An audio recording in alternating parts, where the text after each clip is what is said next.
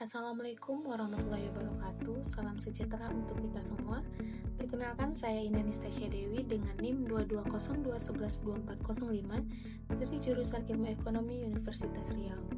Pada kesempatan kali ini, saya ingin mengangkat satu isu strategis yang sangat penting dalam konteks perekonomian Indonesia, yaitu bagaimana kualitas infrastruktur dan kelembagaan berpengaruh terhadap kinerja ekspor nasional.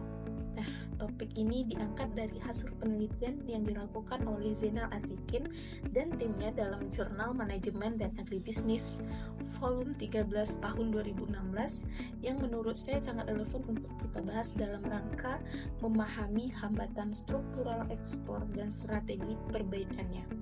Nah, latar belakang dari permasalahan ini seiring dengan meningkatnya integrasi ekonomi global dan berkurangnya hambatan tarif dalam perdagangan internasional, ekspektasi terhadap pertumbuhan ekspor Indonesia itu semakin tinggi. Namun, realitas menunjukkan hal yang berbeda, di mana Indonesia mengalami stagnasi, bahkan penurunan ekspor di berbagai sektor meskipun liberalisasi perdagangan sudah berlangsung. Salah satu akar masalah utama yang diidentifikasi oleh studi ini adalah masih rendahnya kualitas infrastruktur fisik dan kelembagaan di Indonesia yang berdampak langsung terhadap efisiensi logistik dan biaya perdagangan. Kondisi ini menjadi ironi besar mengingat Indonesia adalah negara kepulauan dengan potensi geografis yang sangat strategis. Namun tanpa sistem transportasi dan kelembagaan yang kuat, potensi itu tidak bisa dioptimalkan. Mari kita bahas beberapa temuan utama dalam studi ini. Yang pertama, kualitas infrastruktur transportasi, khususnya jalan dan pelabuhan, masih berada di bawah rata-rata negara pesaing. Misalnya, kualitas pelabuhan di Indonesia tercatat lebih rendah dibanding Singapura dan Malaysia. Padahal sekitar 50% harus barang ekspor Indonesia itu menggunakan jalur laut. Ketergantungan terhadap pelabuhan negara tetangga bahkan menjadi indikator lemahnya infrastruktur maritim kita sendiri. Ini mengakibatkan biaya logistik tinggi, waktu pengiriman yang lama, dan pada akhirnya menurunkan daya saing untuk produk ekspor. Yang kedua, pemanfaatan teknologi informasi dan komunikasi atau TIK. Nah, dalam mendukung perdagangan juga masih rendah. Akses internet, adopsi teknologi oleh dunia usaha, dan pemanfaatan e-marketing masih belum optimal. Nah, studi ini menunjukkan bahwa peningkatan pemanfaatan TIK berbanding lurus dengan peningkatan volume ekspor, terutama pada sektor manufaktur dan pertanian. Artinya, transformasi digital bukan lagi sekedar tren, tapi menjadi keharusan dalam dunia perdagangan modern.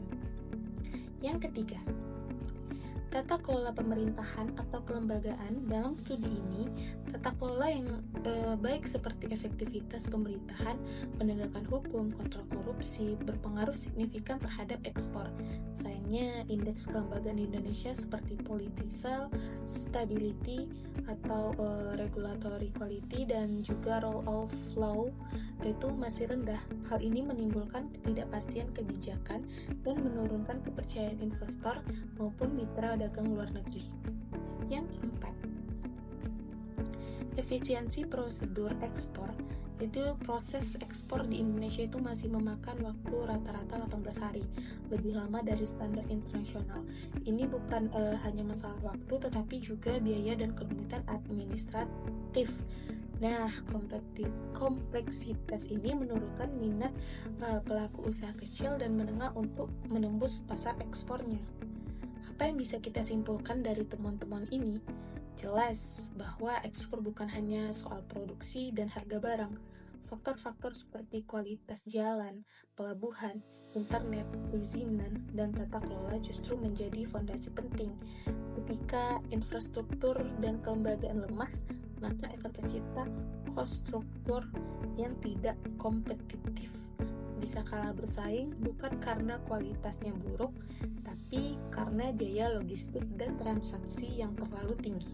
Sebagai perbandingan, negara seperti Vietnam berhasil meningkatkan ekspor karena mereka itu berinvestasi besar dalam pelabuhan, kawasan industri terintegrasi, serta menyederhanakan prosedur ekspor-impor secara digital. Nah, Indonesia bisa meniru pendekatan ini, tapi harus dilakukan secara serius dan konsisten. Pendapat dan solusi strategis menurut saya, solusi untuk meningkatkan kinerja ekspor Indonesia harus dilakukan secara menyeluruh dan terkoordinasi dengan melibatkan pemerintah pusat dan daerah, dunia usaha, dan juga masyarakat.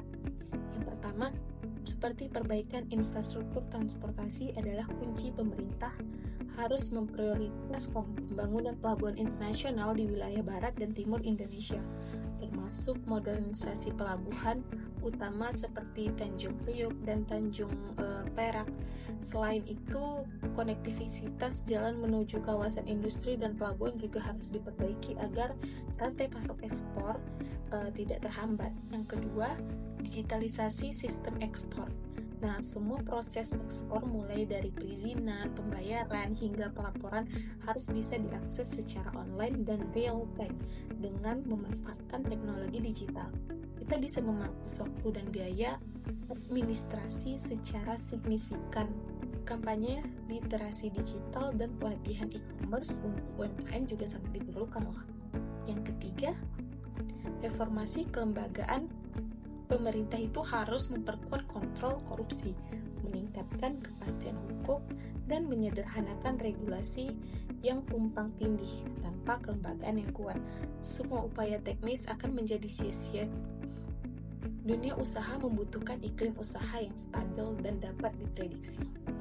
Yang keempat, evaluasi kebijakan tarif dan dukungan domestik khususnya untuk sektor pertanian dan pangan, di mana tarif dari negara tujuan ekspor itu masih tinggi. Indonesia perlu lebih aktif dalam diplomasi dagang untuk menurunkan hambatan pasar. Di sisi lain, petani dan pelaku agribisnis dalam negeri perlu diberi insentif dan dukungan agar bisa meningkatkan kualitas dan kuantitas produksi. Baiklah, sebagai penutup, saya ingin menegaskan bahwa ekspor bukan hanya kegiatan ekonomi, tetapi juga cermin dari kapasitas suatu negara dalam membangun sistem yang efisien dan terpercaya. Infrastruktur yang kuat dan kelembagaan yang sehat akan membuat produk Indonesia lebih kompetitif di pasar global. Indonesia memiliki sumber daya alam, tenaga kerja, dan lokasi geografis yang sangat strategis. Namun semua itu tidak akan maksimal tanpa investasi pada pilar-pilar dasar seperti pelabuhan, internet, birokrasi yang efisien, dan tata kelola yang bersih. Semoga melalui reformasi yang terarah dan kolaborasi semua pihak, Indonesia bisa menjadi negara eksportir yang tangguh dan mandiri. Baiklah, sekian yang dapat saya sampaikan. Saya sudahi dengan wabillahi taufiq wal hidayah. Assalamualaikum warahmatullahi wabarakatuh. Terima kasih.